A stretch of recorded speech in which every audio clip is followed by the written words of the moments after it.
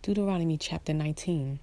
When Yah your father cuts off the nations whose land Yah your father is giving you, and you possess them, and dwell in their cities and in their houses, separate 3 cities for yourself in the midst of your land, which Yah your father is giving you to possess. Prepare a way for yourself, and divide into 3 parts the border of your land, which Yah your father is giving you to inherit, that any manslayer shall flee there. In this matter of the manslayer who flees there and lives, he who strikes his neighbor unknowingly, not having hated him in time past, even he who goes to the forest with his neighbor to cut timber, and his hand swings a stroke with the axe to cut down the tree, and the head slips from the handle and strikes his neighbor so that he dies, let him flee to one of these cities and live. Lest the revenger of blood, while his displeasure is hot, pursue the manslayer and overtake him, because the way is long, and shall strike his being, though he was not worthy of death, since he had not hated him before. Therefore I am commanding you, saying, separate 3 cities for yourself.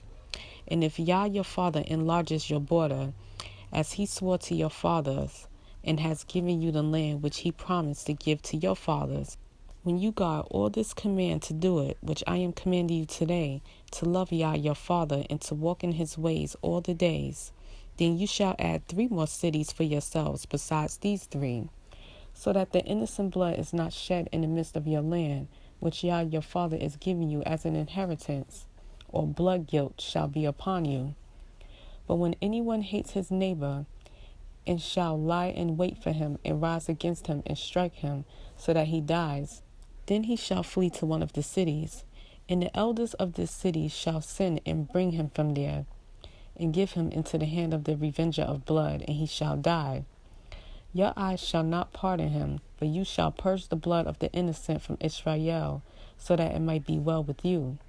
Do not remove your neighbor's boundary, which those in the past have set in your inheritance, which you inherit in the land that Yah your father is giving you to possess.